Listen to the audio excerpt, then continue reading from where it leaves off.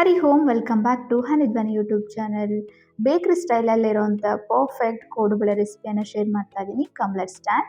ಮೊದಲಿಗೆ ನಾನು ಒಂದು ಬೌಲಷ್ಟು ಅಕ್ಕಿ ಹಿಟ್ಟು ತೊಗೊಂಡಿದ್ದೀನಿ. ಅದೇ ಬೌಲಲ್ಲಿ ಕಾಲು ಕಪ್ಪಷ್ಟು ಮೈದಾ ಹಿಟ್ಟು ತೊಗೊಂಡಿದ್ದೀನಿ. ಒಂದು 3 ಸ್ಪೂನಷ್ಟು ಚಿರೋಟಿ ರವೆ ಹಾಕ್ಕೊಳ್ತಾ ಇದ್ದೀನಿ. ಎಲ್ಲ ಡೈರೆಕ್ಟಾಗಿ ಬಾಣಲಿಗೆ ಹಾಕ್ಕೊಂಡು ಸ್ವಲ್ಪ ಬಿಸಿ ಮಾಡ್ಕೊಳ್ತಾ ಇದ್ದೀನಿ. ಡ್ರೈ ಫ್ರೈ ಮಾಡ್ಕೊಳ್ತಾ ಇದ್ದೀನಿ.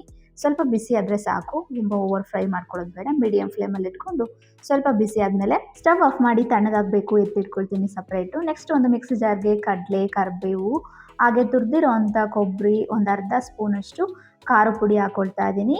ಇವಾಗ ಅದನ್ನೆಲ್ಲದನ್ನು ಚೆನ್ನಾಗಿ ನುಣ್ಣಗೆ ಪುಡಿ ಮಾಡಿಕೊಂಡು ಈ ಬಿಸಿ ಮಾಡಿರೋವಂಥ ಹಿಟ್ಟಿಗೆ ಮಿಕ್ಸ್ ಮಾಡ್ಕೊಳ್ತಾ ಇದ್ದೀನಿ. ಚೆನ್ನಾಗೆಲ್ಲ ಮಿಕ್ಸ್ ಮಾಡ್ಕೋಬೇಕು. ಹಿಟ್ಟಿಗೆಲ್ಲ ಕಂಪ್ಲೀಟಾಗಿ ಅದು ಉಪ್ಪು ಖಾರ ಹತ್ತೋ ಥರ ಹಾಕ್ಕೋಬೇಕು. ಉಪ್ಪು ಇನ್ನೂ ಹಾಕಿಲ್ಲ, ಇವಾಗ ಹಾಕ್ಕೊಳ್ತೀನಿ. ಉಪ್ಪು 1 ಸ್ಪೂನಷ್ಟು ಹಾಕ್ಕೊಳ್ತಾ ಇದ್ದೀನಿ. ನೆಕ್ಸ್ಟು ಹಾಗೆ ಅಜ್ವೈನ ಕಾಳು ಕೂಡ ಹಾಕ್ಕೊಳ್ತಾ ಇದ್ದೀನಿ. ಎಲ್ಲ ಕಂಪ್ಲೀಟಾಗಿ ಚೆನ್ನಾಗಿ ಮಿಕ್ಸ್ ಮಾಡ್ಕೊಂಡಾದಮೇಲೆ ಸ್ವಲ್ಪ ಎಣ್ಣೆನ ಬಿಸಿ ಮಾಡ್ಕೊಂಡು ಹಾಕ್ಕೋಬೇಕು. ಈಗ ಬಿಸಿ ಎಣ್ಣೆ ಹಾಕ್ಕೊಳ್ತಾ ಇದ್ದೀನಿ. ಬಿಸಿ ಇರೋದ್ರಿಂದ ಎಣ್ಣೆ ಡೈರೆಕ್ಟ್ ಕೈ ಹಾಕೋಕ್ಕಾಗೋದಿಲ್ಲ. ಸ್ಪೂನಲ್ಲಿ ಫಸ್ಟು ನೀಟಾಗಿ ಕಲಿಸ್ಕೊಂಡು ಆಮೇಲೆ ಸ್ವಲ್ಪ ತಣ್ಣಗಾದ್ಮೇಲೆ ಕೈಯಲ್ಲಿ ನೀಟಾಗಿ ಚೆನ್ನಾಗಿ ಮಿಕ್ಸ್ ಮಾಡ್ಕೋಬೇಕು. ಬಿಸಿ ಎಣ್ಣೆ ಹಾಕೋದ್ರಿಂದ ಕ್ರಿಸ್ಪಿಯಾಗಿ ಬರುತ್ತೆ ಅನ್ನೋ ಉದ್ದೇಶದಿಂದ ಬಿಸಿ ಎಣ್ಣೆ ಹಾಕ್ಕೋಬೇಕು. ಸೊ ಇದು ಕಂಪ್ಲೀಟಾಗಿ ಚೆನ್ನಾಗಿ ಮಿಕ್ಸ್ ಹಾಕ್ಕೋಬೇಕು. ನೋಡಿ, ಈಗ ಈ ಥರ ಮುಷ್ಟಿಯಲ್ಲಿ ಹಿಡಿದ್ರೆ ಈ ಥರ ಬರಬೇಕು. ಈಗ ಚೆನ್ನಾಗಿ ಮಿಕ್ಸ್ ಆಗಿದೆ. ನೆಕ್ಸ್ಟು ಸ್ವಲ್ಪ ನೀರನ್ನು ಬಿಸಿ ಮಾಡಿಕೊಂಡು ಆ್ಯಡ್ ಮಾಡ್ಕೊಳ್ತಾ ಇದ್ದೀನಿ. ನೀಟಾಗೆಲ್ಲ ಕಲಿಸ್ಕೊಳ್ತಾ ಇದ್ದೀನಿ. ಚಪಾತಿ ಹಿಟ್ಟಿನ ಅದಕ್ಕೆ ಕಲಿಸ್ಕೊಳ್ತೀನಿ. ತುಂಬ ತೆಳ್ಳಗೂ ಅಲ್ಲ, ತುಂಬ ಗಟ್ಟಿಗೂ ಅಲ್ಲ, ಒಂದು ಮೀಡಿಯಮ್ ಅದಕ್ಕೆ ಕಲಿಸ್ಕೋಬೇಕು. ನಾರ್ಮಲ್ ನೀವು ಚಪಾತಿ ಪೂರಿಗೆಲ್ಲ ಹೇಗೆ ಕಲಿಸ್ಕೊತೀರೋ ಅದೇ ಕನ್ಸಿಸ್ಟೆನ್ಸಿಯಲ್ಲಿ ಕಲಿಸ್ಕೊಂಡ್ರೆ ಆಯಿತು. ಈಗ ಡಫ್ ರೆಡಿ ಆಗಿದೆ. ಪರ್ಫೆಕ್ಟಾಗಿ ಬಂದಿದೆ. ಈ ಅದಕ್ಕೆ ಕರೆಕ್ಟಾಗಿ ಕಲಿಸ್ಕೋಬೇಕು. ಇದನ್ನು ನೆಂದ್ಕೊಳ್ಳೋಕ್ಕೆಲ್ಲ ಬಿಟ್ಕೊಳ್ಳೋಗಿಲ್ಲ. ಡೈರೆಕ್ಟ್ ಇಮಿಡಿಯೇಟಾಗಿ ಒಂದು ಬಟ್ಟೆನಲ್ಲಿ ಫೋಲ್ಡ್ ಮಾಡಿ ಇಟ್ಕೋಬೇಕು ಹಿಟ್ಟನ್ನು. ಈಗ ಸ್ವಲ್ಪನೇ ತಗೊಂಡು ಕೋಡುಬಳೆ ಶೇಪನ್ನು ಮಾಡ್ಕೊಂಡ್ರೆ ಆಯಿತು. ಮೊದಲಿಗೆ ನೀಟಾಗಿ ತೆಳ್ಳಗೆ ರೋಲ್ ಮಾಡಿಕೊಂಡು ಆಮೇಲೆ ಕೋಡುಬಳೆ ಶೇಪನ್ನು ಮಾಡ್ಕೊಂಡ್ರೆ ಆಯಿತು.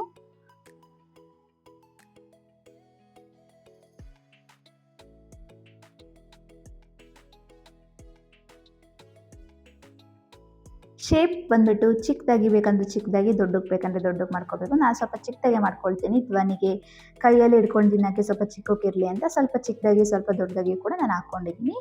ಈಗ ಮೊದಲಿಗೆ ಎಣ್ಣೆ ಕಾದಿದೆಯಲ್ಲ ಅಂತ ಸ್ವಲ್ಪ ಹಿಟ್ಟು ಹಾಕಿ ಚೆಕ್ ಮಾಡ್ಕೊಳ್ತೀನಿ.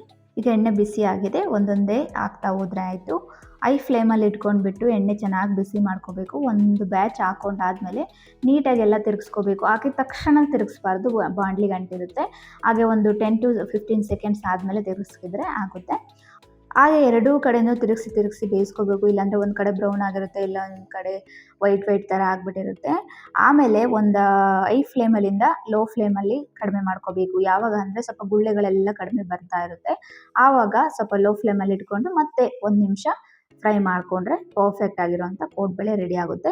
ಬರೀ ಐ ಫ್ಲೇಮಲ್ಲಿ ಇಟ್ಕೊಂಡು ಮಾಡಿದ್ರೆ ಮೇಲೆ ಮಾತ್ರ ಕಲರ್ ಬಂದಿರುತ್ತೆ, ಒಳಗಡೆ ಬೆಂದಿರೋದಿಲ್ಲ, ಆ ಥರ ಆಗಿರುತ್ತೆ, ನೀಟಾಗಿ ಫ್ರೈ ಆಗಿರೋದಿಲ್ಲ.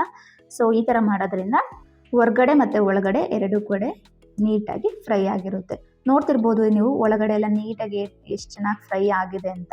ನಾನು ಮುರಿದು ತೋರಿಸೋದ್ರಲ್ಲೇ ಗೊತ್ತಾಗ್ತಿದೆ ಎಷ್ಟು ಕ್ರಿಸ್ಪಿಯಾಗಿ ಚೆನ್ನಾಗಿ ಒಳಗಡೆ ಎಲ್ಲ ನೀಟಾಗಿ ಫ್ರೈ ಆಗಿ ಬಂದಿದೆ ಅಂತ. ಸೊ ಈ ರೆಸಿಪಿ ಇಷ್ಟ ಆದರೆ ನೀವೇನು ಮಾಡಬೇಕು, ನಿಮ್ಮ ಮಕ್ಕಳಿಗೂ ಕೂಡ ಹೆಲ್ದಿಯಾಗಿ ಮನೆಯಲ್ಲೇ ಮಾಡಿಕೊಡಿ. ಹೊರಗಡೆ ಎಲ್ಲ ತಿನ್ನಿಸೋದಕ್ಕಿಂತ ಮನೆಯಲ್ಲೇ ಮಾಡಿಕೊಟ್ರೆ ಹೆಲ್ದಿ ಅಲ್ವಾ.